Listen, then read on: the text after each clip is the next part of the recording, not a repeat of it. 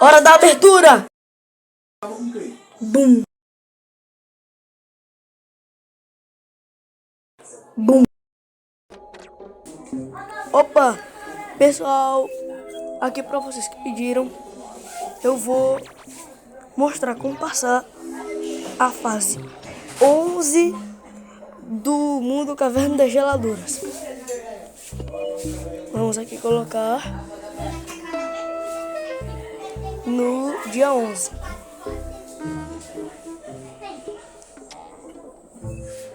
Ok, vamos.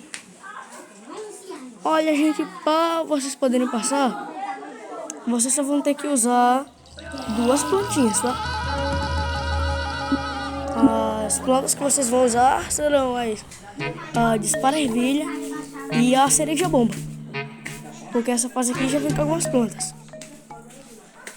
Bem, agora eu vou ficar um pouquinho mais calado para vocês poderem escutarem, ok? Certo? Tchau!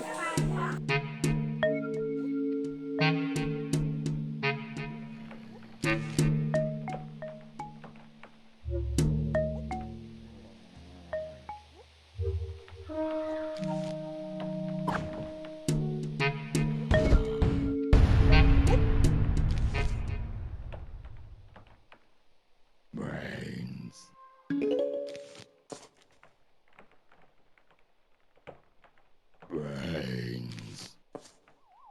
The zombies are coming. Brains.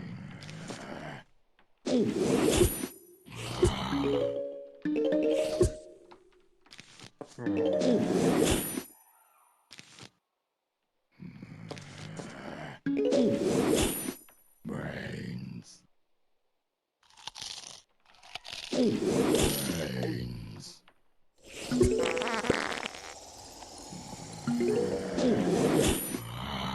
Brains, brains. Brains.